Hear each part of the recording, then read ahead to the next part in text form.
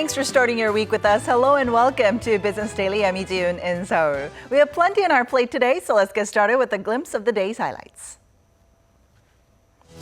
Volkswagen finds itself in more hot water as Korean authorities close in on an investigation that accuses the automaker of using false documents for certification. A growing number of Koreans are choosing to save money and not travel for their summer vacations, given the sluggish economic situations both at home and abroad. These stories and more coming right up. We begin with the latest on the emissions scandal involving Volkswagen. The Korean government is considering a sales suspension and cancellation of certification for roughly 70 Volkswagen and Audi models sold here in the country since 2007 that are found to have used false documents. Our Kim Min-ji starts us off. Korea's Environment Ministry is currently reviewing the records of roughly 70 Volkswagen and Audi models sold in Korea, suspected of having passed local certification procedures with fabricated documents on emissions and noise tests. If this turns out to be true, the ministry plans to suspend sales of unsold vehicles, slap the Korea office with fines for cars already sold, and order a recall. Although it's not yet known how many vehicles might be subject to the punitive measures, the numbers are expected to be somewhere between 100,000 and 150,000, or between 40 to 60% of the 250,000 vehicles sold since 2007. This builds on a probe into Audi Volkswagen Korea over suspicions of irregularities that came into light in the wake of the so-called Dieselgate scandal, in which the German automaker was found to have used a cheat device to manipulate emissions data. Prosecutors also recently summoned a former executive of the local unit over his alleged involvement in the scandal.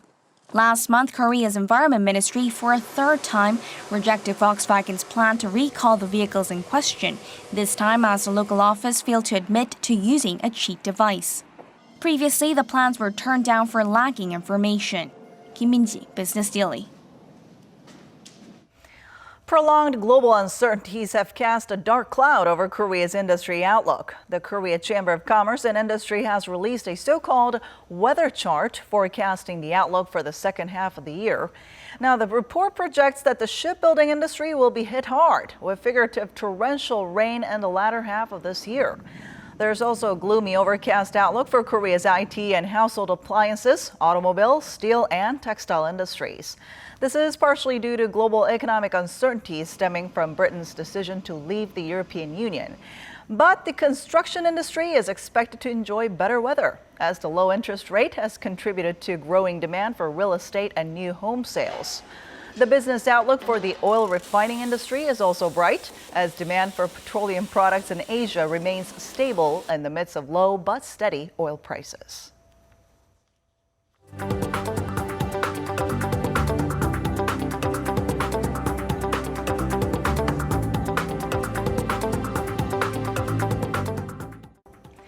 And to tell us more about last week and this week's stock market action, we have our Business Daily's markets contributor, Choi Jin-seok, joining us on the phone today. Hello, Jin-seok. Good afternoon, Jian. All right, let's get started by looking at the Korean stock market. Tell us about the last day of trade and the market's overall performance last week. On Friday, the Kospi closed at 1963.10, down 0.5% compared to the previous session. After starting off with a slight downtick, the index once enjoyed intraday gains held by foreigners and retail investors who bought massive amounts of shares. But the announcement that Seoul and Washington decided to deploy an advanced missile defense system THAAD to counter threats from North Korea sent mixed signals to a number of sectors as well as the whole index. Stocks of retail companies relying on exports to China plunged due to worries that the decision will trigger diplomatic conflict between Seoul and Beijing. Meanwhile, share prices of defense manufacturers surged. The Kospi also fell by 0.4% to close at 692.60. On a weekly basis, the Kospi fell by 1.2% compared to the previous week. As Brexit fears were mitigated, the index surpassed 1990 earlier in the week. However, a redemption freeze of UK property funds damaged investor confidence later. Then how did the Korean stock market close on the first day of this week? The Korean equity market followed positive trends in foreign markets on the first session of the week. The Kospi surged by 1.3% to close at 1988, while the Kosdaq rose by 0.6%. The U.S. market had closed with a rough 1.5% surge on Friday, mostly helped by robust employment numbers. The data gave positive momentum to foreigners and institutional investors in the Korean market as well. Samsung Electronics surpassed its 52-week high during the session, while companies relying on exports to China, including Amore Pacific, MLG Household, and Healthcare, continued to struggle as worries related to the THAAD deployment lingered in the market. Now, what other market events will investors want to take a look at this week then? The U.S. earnings season will officially kick off with aluminum company Alcoa's Q2 earnings on Monday local time. Major U.S. banks, including J.P. Morgan, Citigroup, and Wells Fargo, will disclose their quarterly results later in the week.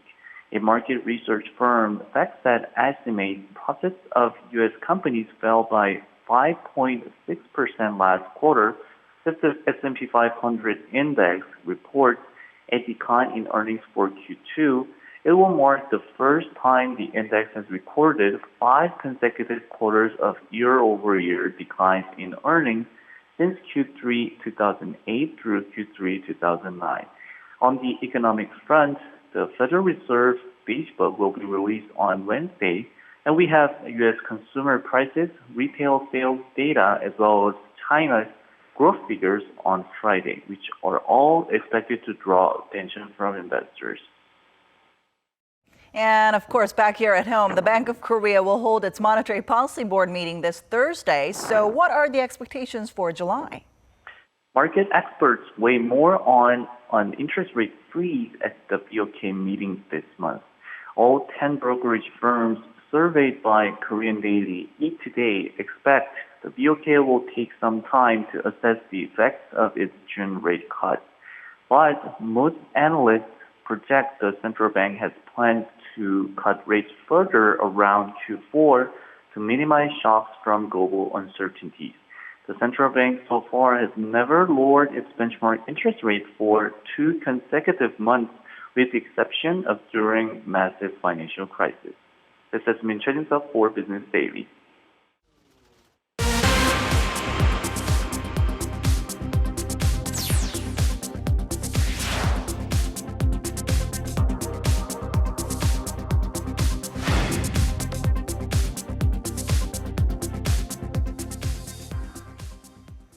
The resounding victory of Japan's ruling Liberal Democratic Party in Sunday's upper house election is seen as a green light to extending Prime Minister Shinzo Abe's ambitious economic policy, Abenomics. But despite this, Korea's state-run trade and investment promotion organization KOTRA says Japan's yen will continue to stay strong for some time, which will in turn help boost Korea's export competitiveness. The trade agency says the yen had jumped over 15% as of last week from the end of last year, with factors like Brexit and the U.S. rate hike delay casting further uncertainties over the global economy. KOTRA advised Korean companies to take note of the construction and power equipment machinery markets in Japan. The ruling LDP has pledged to invest $295 billion over the next 5 years to update the country's infrastructure. The majority of Korean internet users prefer using their smartphones for self-verification procedures required on many local websites. This is most commonly known as SMS verification, requiring users who create new online accounts to enter their mobile phone number on a secure website.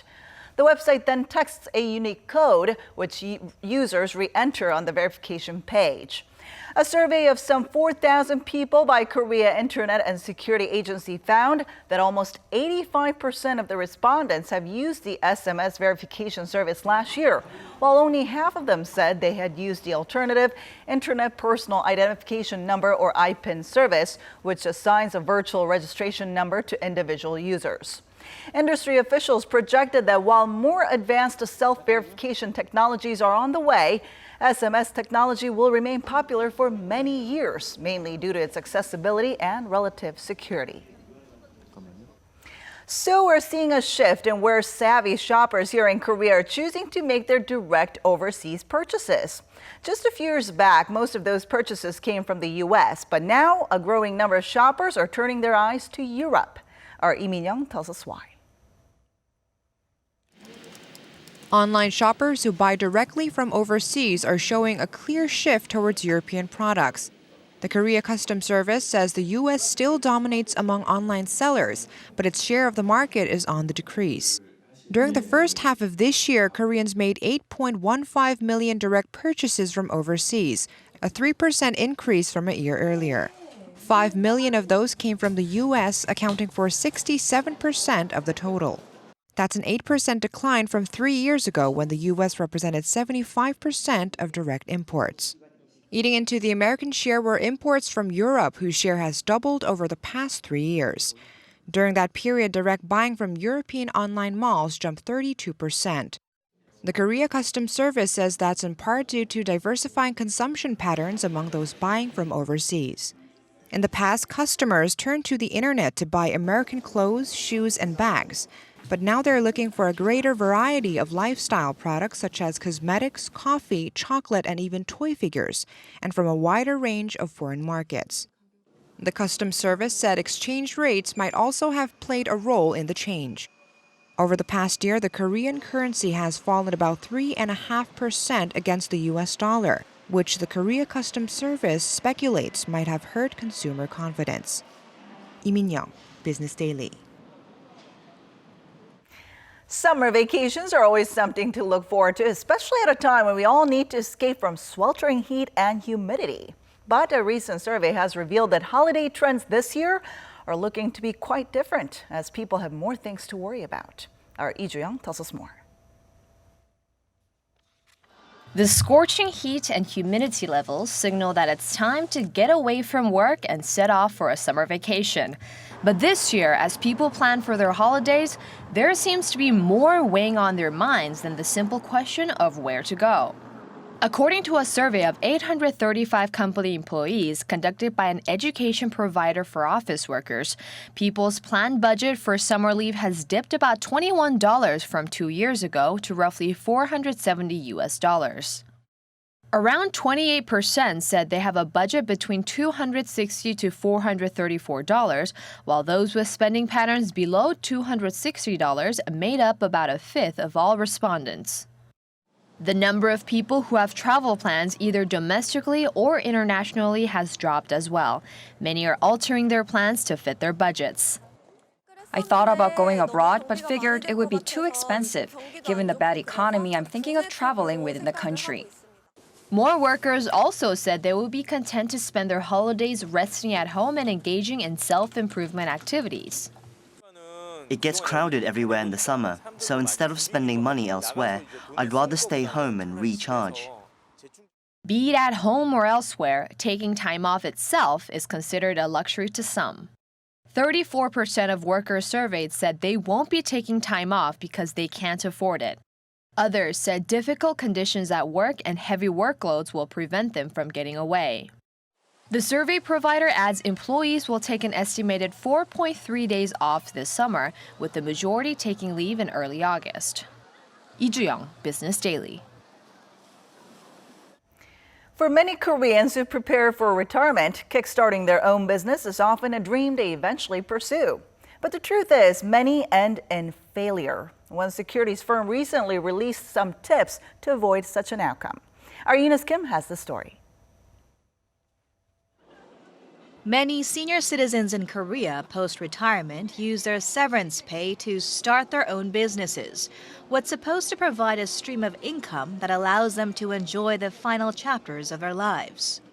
But too many times they find themselves buried in frustration, under mounds of challenges in setting up, launching, and keeping a business afloat. Those difficulties are illustrated in the 89,000 owner-operators who were forced to close shop last year, according to Statistics Korea. Back in 2014, among new franchisees, those offering elementary to high school education numbered the most at 5,247. 2 out of 10 shuttered their doors. Those following the fold were 24-hour marts and supermarkets, restaurants, and coffee shops.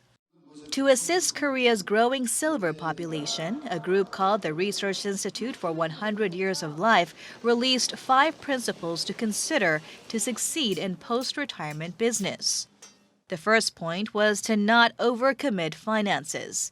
When considering the average net worth of someone in their 50s is about $226,000, the group advises putting no more than 38% or $87,000 of that toward a new business. When brainstorming, it suggests avoiding a venture that requires full-time commitment, to secure family endorsement, and to remain in an area that is familiar and enjoyable. It urges the proprietor to keep an entrepreneurial mindset when dealing with employees and customers. For those willing to risk much of their retirement savings, the research group advises keeping the focus on not tipping over in the strong currents of today's competition, as opposed to an offensive posture. Eunice Kim, Business Daily.